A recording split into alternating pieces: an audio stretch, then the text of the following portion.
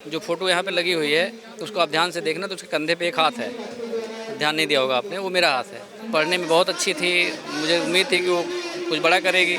मतलब घटना कहीं भी हो जाती है, लेकिन जब घटना करने वाला जिसके संस्थान में घटना हुआ, कम से कम उसकी एक नैतिक जिम्मेदारी थी कि हमारे परिवार को फ़ोन करके बताता। आज तक भी कोई अधिकृत फ़ोन हमारे पास इसलिए नहीं आया घटना के बारे में बताने के लिए। आप ये कह रहे 25 लाख पहले देंगे, उसके बाद हम घटना जब हमारी जमानत हो जाएगी तब दे देंगे, तो आप या तो जमानत की इलाज नहीं कर रहे हैं, इसका मतलब। दोस्तों, लगातार 19 दिन के सड़क पर संघर्ष के बाद यूपीएससी एस्पिरेंट का जो प्रोटेस्ट है वो ख़त्म हो रहा है। श्रेय यादव, जो वो बच्ची जिसकी मौत हुई थी यहाँ पर, उसके चाचा मेरे साथ हैं। चाचा ही उसके गार्जियन थे यहाँ पर। उस रात को सबसे पहले पहुँचने वाले परिवार के सदस्य चाचा ही थे। वो इस समय यहाँ पर है। आज जब ये समापन हो रहा है तो तब ये भावुक भी हैं और एक हिम्मत भी बच्चों को बंधा के जा रहे हैं कि वो जो स्ट्रेंथ है जो दिखी है यहाँ पर वो कंटिन्यू रहेगी जब तक एक सिस्टम नहीं बन पाता, आगे भविष्य में ऐसी चीज़ें ना हो। सर, ये लगातार 19-20 दिन से सड़कों पर बैठे थे बच्चे, आज ये ख़त्म हो रहा है। इस मुकाम पर, इस पल पर क्या कहेंगे आप? भारत जो देश है अपना, इसकी खूबसूरती यही है। मेरा घर 800 किलोमीटर दूर है और इस धरने में जो बच्चे बैठे हैं देश के कोने कोने से आए हैं। वो हमें नहीं जानते थे, बहुत सारे ऐसे हैं जो श्रेया को भी नहीं जानते थे। फिर भी उन लोगों ने हमारे इस दुख की घड़ी में हमारे साथ खड़े रहे। तो इसके लिए मैं ये कहता हूँ कि ये बच्चे जो है ना, बच्चे ही रास्ता निकालते हैं, देश का भविष्य होते हैं और यही रास्ता निकालते हैं। तो मुझे पूरा उम्मीद है कि आज के बाद जो भी प्रशासनिक कमियां रही हैं, जो भी संतुष्ट हैं प्रशासन से, सिस्टम से, सरकार से, एमसीडी से, सेटिस्फाई हैं? अगर संतुष्ट होते तो 3 बच्चों की दर्दनाक मौत नहीं होती। अगर एमसीडी अपना काम कर रहा होता, कोचिंग संस्थान वाला अपना काम कर रहा होता और बाकी जो कॉम्पिटिटिव अथॉरिटीज़ है वो अपना काम कर रही होती, तो ऐसा हादसा होता ही नहीं। तो संतुष्ट होने का कोई सवाल ही नहीं पैदा होता। सवाल ये है कि आगे हमें क्या मिलेगा इससे, ताकि इस तरह की घटनाओं की पुनरावृत्ति ना हो। जो भी सरकार हो या प्रशासन हो या माननीय उच्चतम न्यायालय हो, उनकी तरफ से जो डिसीजन या डायरेक्शन आए उसमें कम से कम इस बात की गारंटी ज़रूर हो जाए कि आने वाले समय में पूरे देश के अंदर, ना सिर्फ राजेंद्र नगर, पूरे देश में कहीं भी इस तरह कोई घटना की पुनरावृत्ति ना हो। इस बात की कम से कम एश्योरिटी हमें मिले तो हम मानेंगे। सारी दे रहे, लेकिन सिस्टम फेलियर देखिए आपने। कोलकाता में एक बच्ची के साथ जिस तरह से हुआ, दिल्ली में निर्भया का कांड हुआ था, कानून सख्त हुए थे, लेकिन इम्प्लीमेंटेशन की जो लूप होल्स हैं वो चीज़ें नहीं दुरुस्त हो पा रही है। नहीं, अब इम्प्लीमेंटेशन का जो मुद्दा है वो बहुत सारे लेयर में बटा हुआ है। जैसे मान लीजिए कोई एमसीडी का अधिकारी है, वो अधिकारी जाकर के अपने बॉस को रिपोर्ट करता है, फिर कमिश्नर के पास जाती है, फिर एमसीडी का जो मेन अधिकारी उसके पास जाती है। तो बात ये है कि अगर हम हर लेवल पर अपनी जिम्मेदारी का निर्वहन करेंगे तो शायद इस तरह की घटनाएं कम करी जा सकती हैं। ख़त्म कर रहे हैं तो किस सोच के साथ, क्योंकि चीज़ें नहीं बदल रही, या किस लिए ख़त्म, किस लिए किया जा रहा है? नहीं, जो बच्चे इसका प्रोटेस्ट को ऑर्गेनाइज़ कर रहे थे, जो प्रोटेस्ट को लीड कर रहे थे, वो सारे बच्चे भी कहीं न कहीं छात्र हैं, उनकी अपनी सीमाएं हैं, वो भी घर से बाहर रह के यहाँ पढ़ाई करते हैं।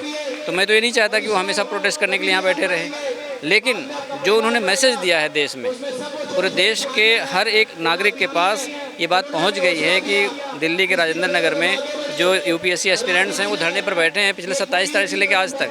तो इन्होंने अपना काम कर दिया है। अब काम सिर्फ बचा है सरकारों का, न्यायालयों का, सीबीआई का काम उनका बचा हुआ है। अब देखना ये बात है कि वो अपना काम कैसे करते हैं।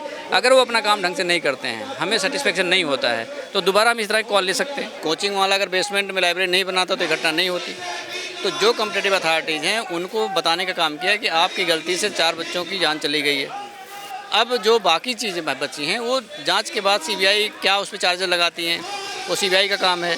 माननीय उच्चतम न्यायालय में मामला है, तो माननीय उच्चतम न्यायालय क्या फैसला देता है, क्या कोई ऐसा डायरेक्शन देता है कि कोचिंग संस्थान जो चलाए जा रहे हैं देश के अंदर, उनमें बेसमेंट वाली जो बात है उसके लिए कोई डायरेक्शन देता है।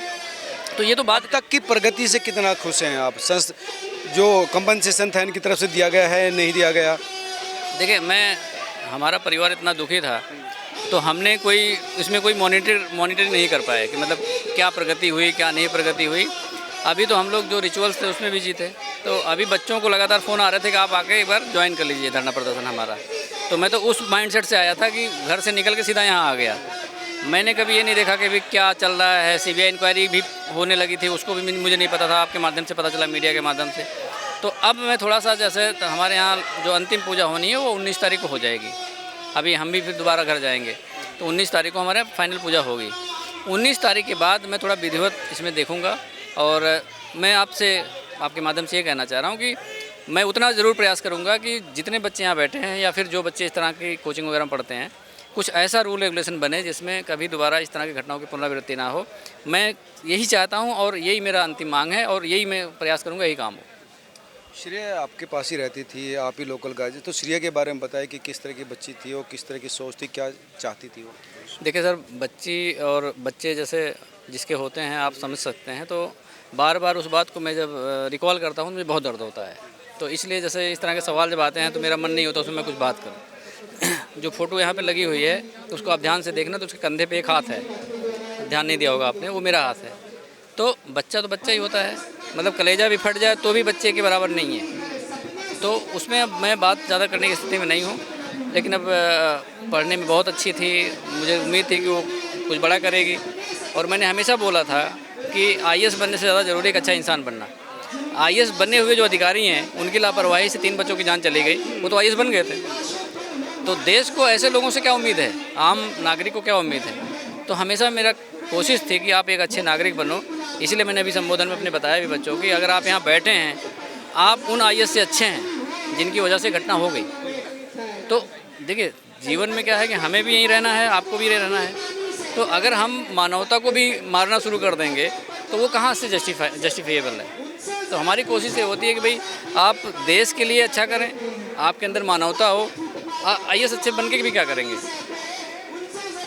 महत्वपूर्ण है कि ये बच्चे संघर्ष कर रहे हैं, इनमें से कुछ बच्चे IAS बन जाएंगे, PCS बन जाएंगे, लेकिन जब वो बन जाते हैं तो उनका दृष्टिकोण बदल जाता है, उनकी क्लास बदलती है तो उनके हित भी बदल जाते हैं और उसी तरह से वो बिहेव करते हैं। जैसे आप कह रहे हैं कि वो बच्चे भी कभी इन्हीं परिस्थिति से 2-4 होकर बड़े होंगे आगे।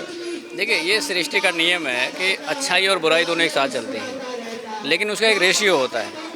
अगर रेशियो बदलता है तो वो बड़े डिजास्टर की तरफ ले जाता है। तो अभी तो मुझे उम्मीद है कि अपने देश में ऐसा नहीं है, और ये उम्मीद करता हूँ कि आने वाले समय में जो बच्चे IAS बनेंगे उनका दृष्टिकोण कम से कम जो इस घटना को देखे हैं वो तो ज़रूर कुछ सीखेंगे। आपके सामने जब कोई घटना होती है तो फिर आपको बार बार रिकॉल होती है। तो यहाँ आज अगले 1, 2, 4, 10 बैच में जितने बच्चे जाएंगे तो मुझे लगता है निश्चित रूप से वो बदलाव ज़रूर करेंगे, क्योंकि जो यहाँ बैठे हैं जिस इंटेंशन से, इनके इंटेंशन से तो मुझे 100% विश्वास है कि अच्छे IAS बनेंगे। MCD पर जो कार्रवाई होनी चाहिए थी उस तरह की कार्रवाई नहीं, अरेस्टिंग नहीं हुई है, कुछ मतलब इंट्रोगेशन जिस तरह से होनी चाहिए थी वो नहीं हुई। नहीं, ये तो सिस्टम का लूप होल यही तो है, मैं बताता रहा हूँ। मैंने आपको बताया अभी कि 9 जुलाई को ही फायर डिपार्टमेंट ने क्लियरेंस दिया, NOC दी कि भाई आपके बेसमेंट में लाइब्रेरी नहीं चल रही है, आपका स्टोर रूम है। लाइब्रेरी थी वहाँ पे, मैं एडमिशन कराने आया था तब भी लाइब्रेरी थी, जब घटना हुई तब भी लाइब्रेरी में हुई। तो अब तो ये बात तय हो गई ना कि भाई लाइब्रेरी थी वहाँ पे। तो जो MCD का अधिकारी NOC दिया है तो उस पर ऑब्वियस बात FIR होनी चाहिए। पहले FIR MCD के किसी अधिकारी पर होनी चाहिए, पहले उस पर होनी चाहिए। आप कह रहे हैं इनके खिलाफ कोर्ट अप्रोच करेंगे, आप खुद लड़ेंगे इससे? बिल्कुल। देखिए, हर आदमी की अपनी इंडिविजुअल कैपेसिटी होती है, किसी बड़े बदलाव के लिए देश को साथ आना होता है। हम तो अपनी कैपेसिटी में लड़ ही रहे हैं, और एक मृतक का जो परिवार है वो कितना लड़ सकता है, मुझे बताइए आप। इसमें तो आप जैसे लोगों के जुड़ने की आवश्यकता है। जैसे आज आप हमें कवर करने आए हैं, तो मुझे लगता है कि आने वाले समय में 10 दिन बाद फिर दोबारा आप पूछने आ जाइए कोचिंग संस्थानों में कि भाई आपके यहाँ लाइब्रेरी कहाँ है, बेसमेंट में कोई एक्टिविटी हो रही कि नहीं हो रही है। तो ये तो एक बड़ा मुहिम है, इसमें जब सब लोग जुड़ेंगे तो निश्चित रूप से कुछ ना कुछ निकल के आएगा। राव की तरफ से भी कोई परिवार को कॉन्टैक्ट किया गया या कुछ संवेदना जताई गई इनकी तरफ से? नहीं, देखिए, यही मैं कहना चाह रहा था कि घटना होना मतलब घटना कहीं भी हो जाती है, लेकिन जब घटना करने वाला जिसके संस्थान में घटना हुआ, कम से कम उसकी एक नैतिक जिम्मेदारी थी कि हमारे परिवार को फ़ोन करके बताता। आज तक भी कोई अधिकृत फ़ोन हमारे पास इसलिए नहीं आया घटना के बारे में बताने के लिए। एक दिन इनके वकील का फ़ोन आया था कि हमें कुछ बात करनी है, तो उस समय मेरा फ़ोन किसी और के पास था, मेरे साथ जो लड़के रहते हैं। उसने बताया कि राव IAS से कोई वकील थे, वो बात करना चाह रहे थे। तो फिर मैंने कहा चलो ठीक है, मैं बाद में देखता हूँ। तो मैं उस समय बात नहीं कर पाया। फिर थोड़े दिन बाद मुझे पता चला कि उनका कोई स्टेटमेंट आया था वकील का, तो मैंने कहा कि अच्छा उसके लिए बात करना चाह रहे होंगे। तो उन्होंने कंपनसेशन अनाउंस किया था कि हम 50 लाख रुपए कंपनसेशन देंगे, जिसे 25 लाख रुपए पहले देंगे और 25 हमारा जब जमानत हो जाएगी तब देंगे। अब आप सोचो कि वो भी एक वकील हैं, इतने बड़े संस्थान के वकील हैं। अब उनको ये नहीं पता है कि आप क्या जस्टिस खरीदवाने की बात कर रहे हैं। आप ये कह रहे 25 लाख पहले देंगे, उसके बाद हम घटना जब हमारी जमानत हो जाएगी तब दे देंगे। तो आप या तो जमानत की इलाज नहीं कर रहे हैं, इसका मतलब सौदेबाजी। हाँ, ये सौदेबाजी कर रहे हैं। तो किसी की जान के साथ सौदेबाजी करने वाला वकील, अगर मैंने बात नहीं किया, मुझे बहुत अच्छा लगा कि मैं बात नहीं किया उसे कम से कम। तो अब देश में देखिए ऐसे लोग भी हैं, जुडिशरी में एक ऐसा आदमी मिला कि नहीं मिला जो जान की सौदेबाजी के लिए खुलेआम मीडिया के सामने बोला। तो आज फिर जैसे मीडिया की जिम्मेदारी क्या है कि इसको बार बार पूछना चाहिए भाई आप कैसे बोल सकते हैं। तो ये सब सिस्टम का हिस्सा है। लेकिन आप खुद अगर बच्चे साथ हैं उसके बाद भी परिवार के रूप में आप अपना केस लेके चलेंगे इस पूरे मामले में?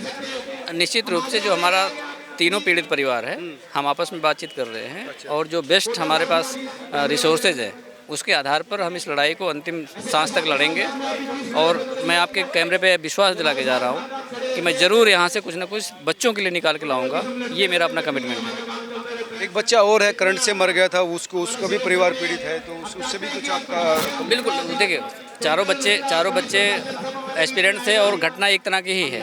वहाँ भी पानी जो भर इनका बेसमेंट में जब पानी भर जाता है ना, पानी भरने से सॉकेट में पानी चला जाता है। ये लोग क्या करते हैं, पंप से पानी निकाल देते हैं, लेकिन इलेक्ट्रिसिटी के जो वायर्स हैं वहाँ पर पानी रहता है। तो उसकी भी मौत अगर देखी जाए तो इस जल भराव की वजह से हुई है। तो उसके परिवार से भी बात नहीं हुई है, उसके परिवार से भी बात करके चारों बच्चों के लिए हम काम करेंगे। केस लड़ेंगे? बिल्कुल बिल्कुल। धन्यवाद सर। ये थे श्रेय के चाचा जिनका कहना था कि इस मामले को हम बिल्कुल ढीला नहीं छोड़ेंगे। तमाम जो एस्पिरेंट थे जो गए हैं उनके परिवार मिलकर केस लड़ेंगे और बदलाव करेंगे। आप तमाम लोग क्या सोचते हैं जरूर बताएं। नमस्कार।